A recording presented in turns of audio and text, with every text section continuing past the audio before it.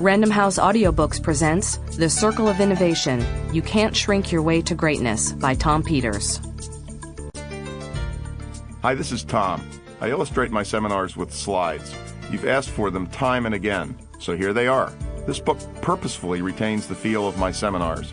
It's laid out in the main as slides, read by Martha Lawler, followed by explanatory text, read by yours truly. This book is 5 years and roughly 400 seminars in the making. The Circle per se, as in Circle of Innovation, is on about its 70th draft. I'm comfortable for now, hence, finally, this book. It's about one big idea, innovation, and a top-line obsession. And it's about 15 discrete, big-ish ideas, each of which is a stop on our Circle of Innovation. Each of the 15 big-ish ideas stands on its own, and all 15 logically and systematically and coherently add up to that one big idea. I became obsessed, exactly the right word, with innovation, because my clients, in effect, begged me to. This is a customer-driven book, in other words. Quality is way up. Speed is way up. Product development time is way down. We've re-engineered the plumber and empowered the kitchen sink.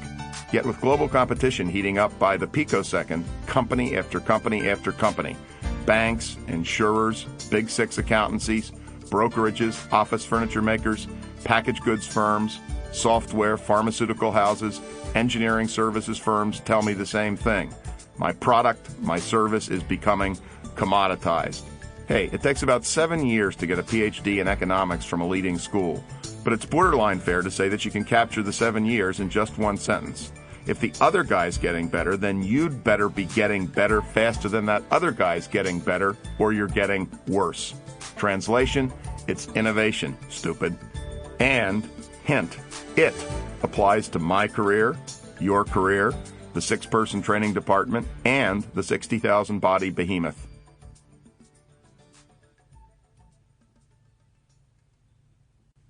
Chapter 1. Distance is Dead.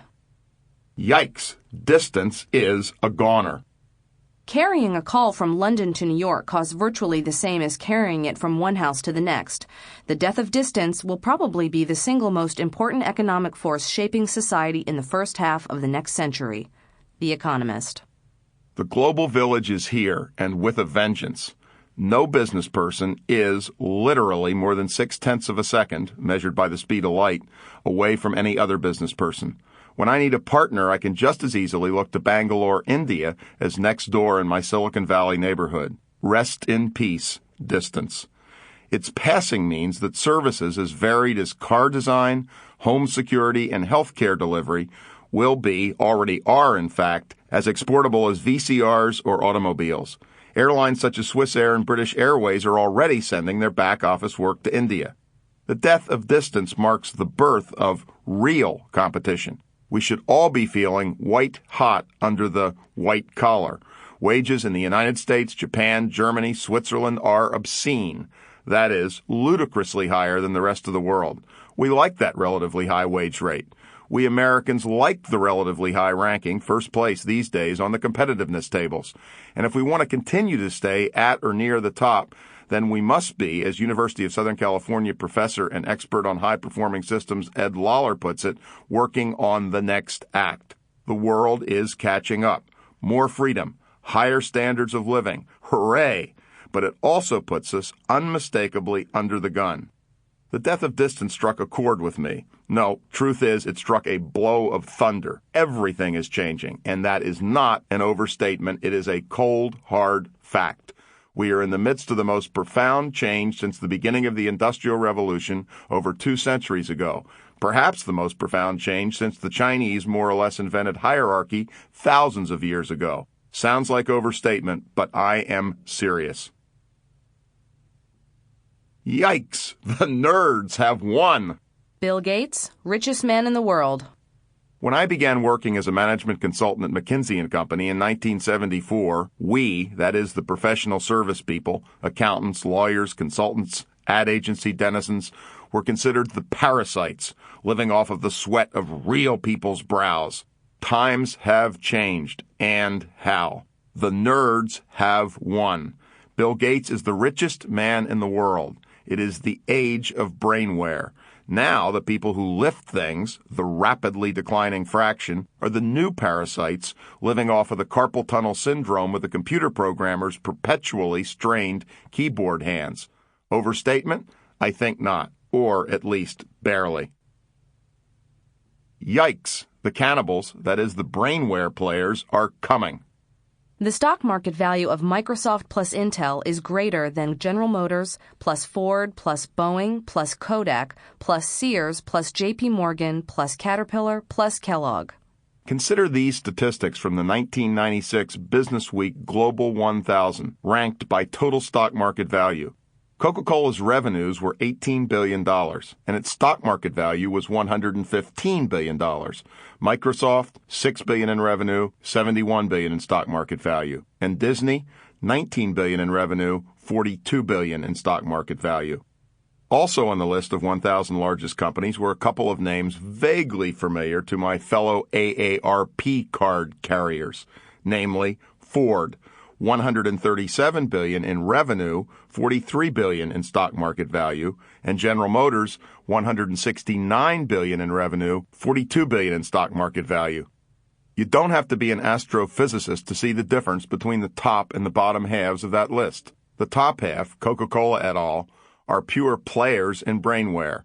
The bottom half are still lumpy object purveyors, though automobiles are certainly much smarter than they used to be. Harley-Davidson, with revenues of about $1 billion and stock market value of $4 billion, is an interesting and instructive anomaly.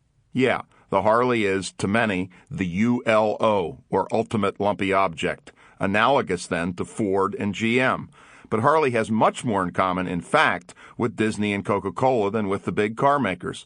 Harley is selling, first and foremost, Harleyism, and second, that lumpy machine. That is, Harley clearly belongs to the almost pure brainware players. Think about it, marvel at it, and marvel at this. Harley-Davidson is trying to patent its noise. That is the vroom. Why?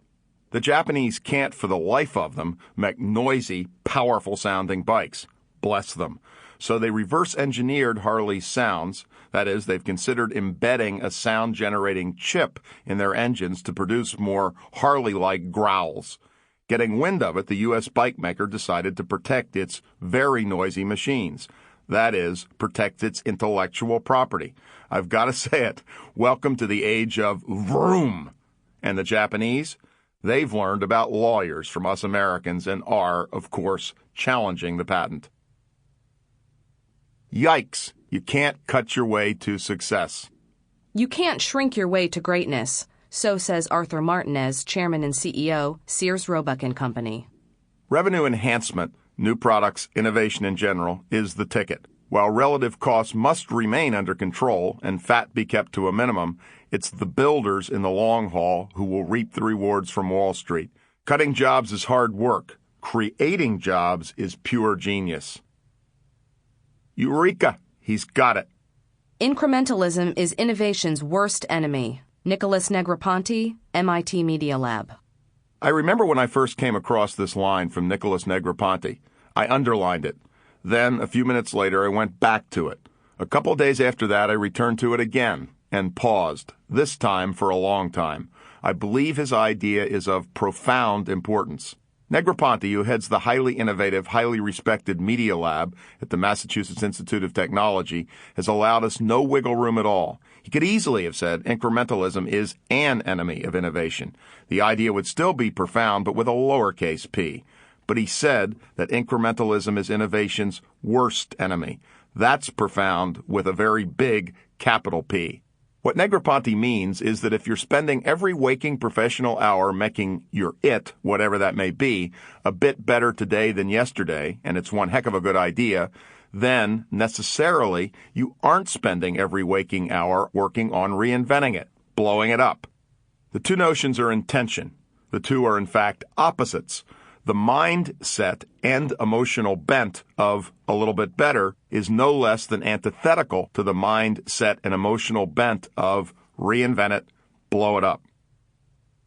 Eureka! He's got it too.